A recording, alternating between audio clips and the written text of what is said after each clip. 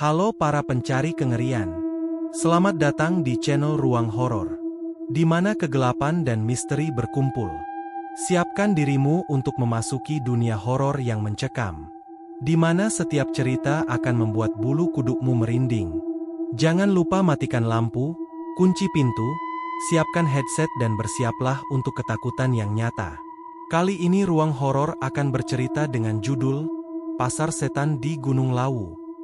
Dan sebelum lanjut ke ceritanya, alangkah baiknya tekan terlebih dahulu tombol like dan subscribe channel ini, dan nyalakan juga lonceng notifikasinya agar tidak ketinggalan cerita-cerita lainnya dari channel ini. Dan seperti apa ceritanya? Langsung saja kita masuk ke dalam ceritanya. Raka, seorang pemuda yang gemar mendaki gunung, memutuskan untuk menaklukkan Gunung Lawu bersama teman-temannya, Bima, Siska, dan Tio. Mereka memilih jalur pendakian Cemoro Sewu, salah satu rute populer untuk menuju puncak Lawu. Bagi Raka, mendaki Lawu adalah impian lama yang akhirnya terwujud. Gunung itu terkenal tidak hanya karena keindahannya, tetapi juga kisah mistisnya, termasuk cerita tentang pasar setan. Sebelum berangkat, mereka berkumpul di base camp Cemoro Sewu. Suasana riang terasa di antara mereka, hingga seorang penjaga base camp memberi peringatan. Di atas nanti, kalau kalian mendengar suara-suara aneh, jangan ikuti. Kalau ada yang bertanya mau beli apa, jawab saja, tidak, dan lempar batu. Jangan coba-coba bercanda. Siska, yang biasanya skeptis terhadap cerita mistis, tertawa kecil. Pasar setan, ya? Ah, paling cerita buat nakut-nakutin pendaki baru. Namun, penjaga itu hanya menatapnya serius. Jangan main-main, Mbak.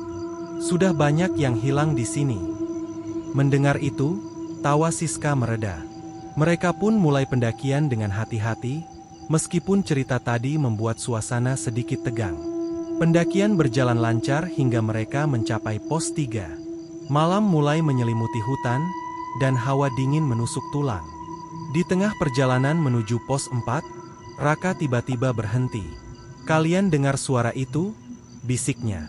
Yang lain menggeleng. Namun, tak lama kemudian, suara samar seperti orang bercakap-cakap mulai terdengar. Semakin mereka melangkah, suara itu semakin jelas, seolah-olah ada kerumunan orang di depan mereka. "Pasar setan," gumam Bima, mencoba bercanda. "Diam, jangan bercanda," tegur Raka dengan nada serius. Mereka berhenti di sebuah area terbuka, berharap suara itu hilang. Namun, suara keramaian seperti pasar tetap terdengar, meskipun tidak ada apa-apa di depan mereka. "Mau beli apa?" Suara itu terdengar jelas, seperti berbisik di telinga Siska. Siska mematung, wajahnya memucat. "Ada yang bicara dekat sekali," gumamnya dengan gemetar. Raka cepat meraih batu kecil dari tanah dan melemparkannya ke arah sumber suara. "Tidak," serunya tegas. Suara itu perlahan memudar, meninggalkan mereka dalam keheningan yang mencekam. Ketegangan meningkat ketika mereka melanjutkan perjalanan. Tio, yang berjalan di belakang, tiba-tiba berteriak, "Tunggu! Tunggu aku!" Mereka berhenti dan menoleh, tetapi Tio tidak terlihat. "Tio?" panggil Raka, panik. Hanya keheningan yang menjawab. Mereka berlari kembali ke jalur yang baru saja dilewati, memanggil-manggil nama Tio. Namun, tidak ada jejak temannya itu. "Bukannya dia ada di belakang kita tadi?" tanya Bima, suaranya gemetar. "Iya, aku yakin dia tadi masih ada," sahut Siska, hampir menangis. Mereka terus mencari hingga akhirnya Raka menemukan sesuatu. Sebuah batu kecil tergeletak di tengah jalan dengan kain putih yang melilitnya. Kain itu berlumuran darah. "Ini milik Tio," bisik Raka. Bima menelan ludah. Apa dia dibawa ke pasar setan? Meskipun diliputi rasa takut, mereka melanjutkan pendakian. Namun, suasana semakin aneh. Jalur yang seharusnya familiar berubah menjadi seperti labirin. Pohon-pohon tampak sama, seolah-olah mereka berjalan di tempat. "Ini tidak benar," kata Raka, mengamati peta. "Kita seharusnya sudah sampai pos 4, Tapi ini... Siska menunjuk ke arah sebuah cahaya redup di kejauhan. Itu apa? Sepertinya ada lampu. Mereka mendekati sumber cahaya dan menemukan sebuah lapangan luas yang tidak ada di peta. Di sana, terlihat kerumunan orang, penjual dengan dagangan mereka, pembeli yang sibuk tawar-menawar. Bau makanan dan aroma dupa memenuhi udara. "Pasar?" tanya Siska, kebingungan. Bima menatap dengan mata membelalak. "Pasar setan." Raka mencoba menarik Siska dan Bima untuk menjauh.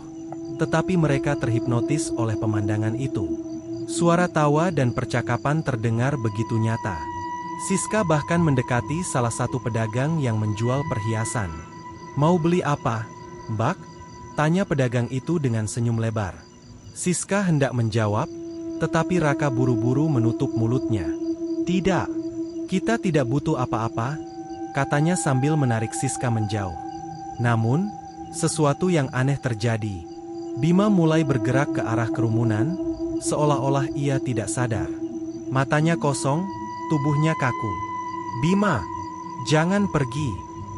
Raka mencoba menghentikannya, tetapi tubuh Bima seolah ditarik oleh kekuatan tak terlihat.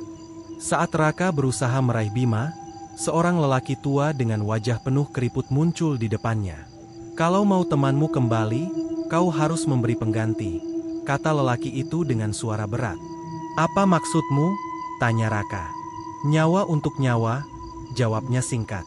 Raka menyadari bahwa mereka tidak bisa keluar dari tempat itu tanpa kehilangan salah satu dari mereka. Namun, ia tidak mau menyerah.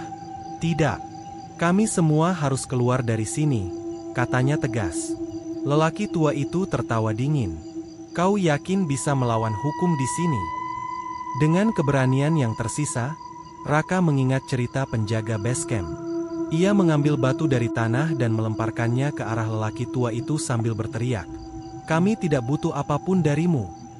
Sekejap, lelaki tua itu menghilang, dan suasana pasar menjadi kacau.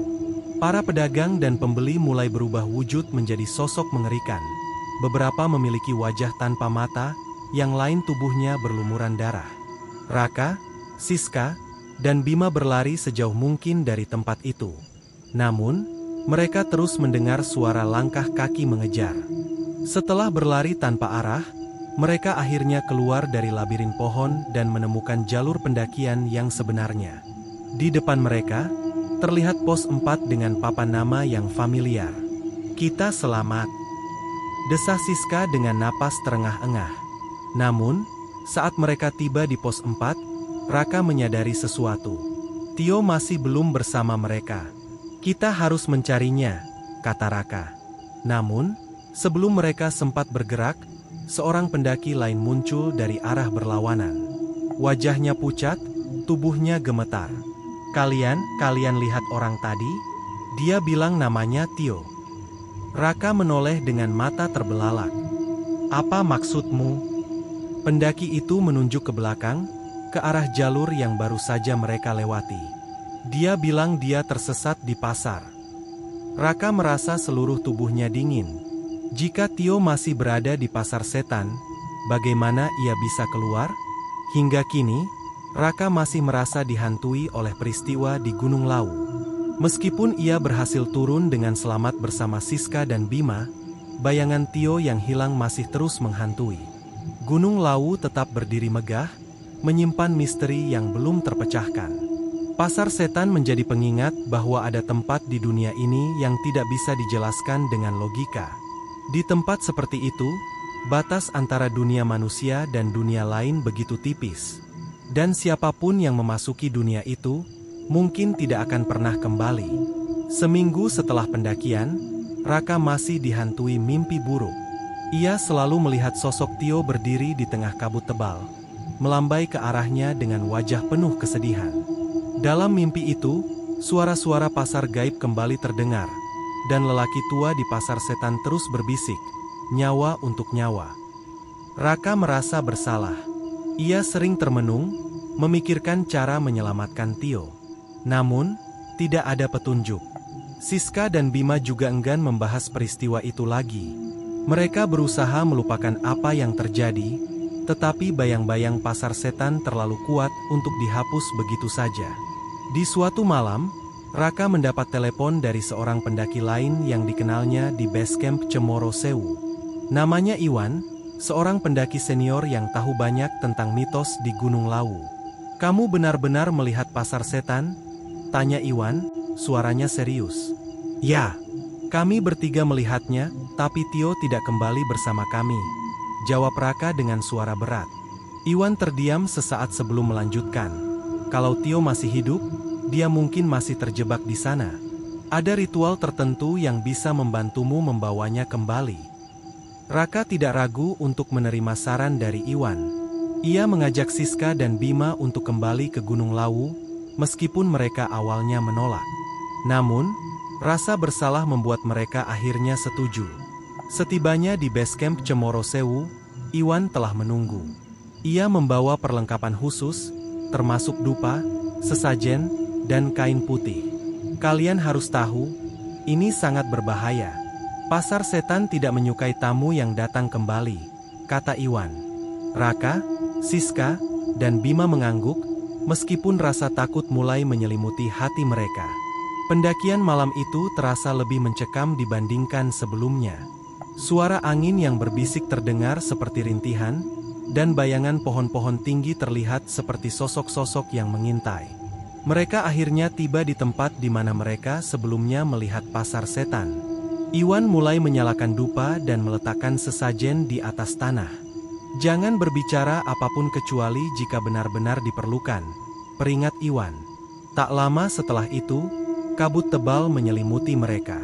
Suara pasar mulai terdengar dari kejauhan, sama seperti sebelumnya. Namun kali ini, ada tambahan suara, tangisan seorang pria. "Itu Tio," seru Bima, hampir berlari ke arah suara itu. "Jangan gegabah," bentak Iwan sambil menarik Bima. Mereka berjalan perlahan mengikuti suara itu. Pasar setan kembali muncul, dengan kerumunan orang yang sama, tetapi suasananya lebih gelap dan menyeramkan. Para pedagang tampak seperti bayangan dengan mata merah menyala. Di tengah keramaian, mereka melihat Tio.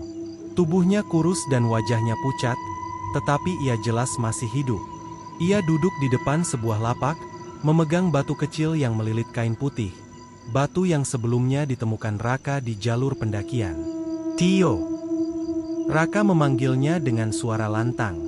Namun, Tio hanya menatap kosong, seolah tidak mengenali mereka. Lelaki tua yang sebelumnya mereka temui muncul lagi. Kali ini, ia membawa tongkat kayu yang berukir. "Dia milik kami sekarang," katanya sambil menunjuk Tio. "Kami datang untuk membawanya pulang," teriak Raka dengan marah. Lelaki tua itu tertawa dingin. "Kalian ingin menukarnya dengan nyawa kalian sendiri? 1 nyawa untuk 1 nyawa." Siska berteriak, "Kami tidak akan menukarkan apapun. Berikan dia kembali." Lelaki tua itu tersenyum licik. "Kalau begitu, kalian harus bermain sesuai aturan kami." Lelaki tua itu membawa mereka ke sebuah meja besar yang penuh dengan batu-batu kecil. Setiap batu memiliki simbol misterius yang berpendar redup. Permainannya sederhana. Pilih 1 batu. Jika kalian memilih dengan benar, teman kalian akan bebas. Jika salah, lelaki tua itu tidak melanjutkan, tetapi senyumnya cukup menjelaskan nasib buruk yang akan mereka alami. Raka maju pertama. Ia merasakan keringat dingin mengalir di pelipisnya saat memilih sebuah batu dengan simbol seperti matahari. Saat ia mengangkatnya, simbol itu menyala terang sebelum akhirnya pecah menjadi debu. "Salah," kata lelaki tua itu sambil tertawa. Bima maju berikutnya, tetapi batu yang ia pilih juga hancur menjadi debu. Kini giliran Siska. Tangannya gemetar saat ia meraih sebuah batu dengan simbol bulan sabit. Saat ia mengangkatnya, simbol itu berpendar, tetapi tidak hancur. "Luar biasa," gumam lelaki tua itu. "Kalian berhasil." Tapi permainan belum selesai. Seketika, pasar menjadi kacau. Para pedagang mulai mengejar mereka dengan wujud mengerikan. Beberapa seperti monster dengan tubuh terpotong-potong, sementara yang lain menyerupai bayangan raksasa. Iwan mengambil Tio yang masih lemah dan memimpin mereka keluar dari tempat itu. Namun, jalan yang mereka lalui terus berubah, seolah-olah mereka berjalan dalam lingkaran. "Lemparkan batu," teriak Iwan. Mereka semua mengambil batu dari tanah dan melemparkannya ke arah kerumunan. Suara keras menggema, dan para makhluk itu berhenti sejenak. Mereka memanfaatkan momen itu untuk berlari sejauh mungkin. Akhirnya, mereka melihat cahaya di kejauhan. Itu adalah pos 4. Mereka berlari ke arah cahaya tersebut dan keluar dari kabut tebal. Saat mereka tiba di base camp, Tio akhirnya sadar. Namun, ia tidak mengingat apapun tentang pasar setan. "Aku hanya ingat berjalan di jalur itu, lalu tiba-tiba aku berada di tempat yang gelap," katanya. Iwan memperingatkan mereka untuk tidak membicarakan pengalaman itu kepada siapapun. Pasar setan tidak suka jika rahasianya dibongkar. "Bersyukurlah kalian selamat. Meski telah kembali ke dunia nyata, Raka, Siska, dan Bima tahu bahwa pengalaman itu akan terus menghantui mereka. Gunung Lawu, dengan segala keindahan dan misterinya, menyimpan rahasia yang tidak semua orang berani ungkap.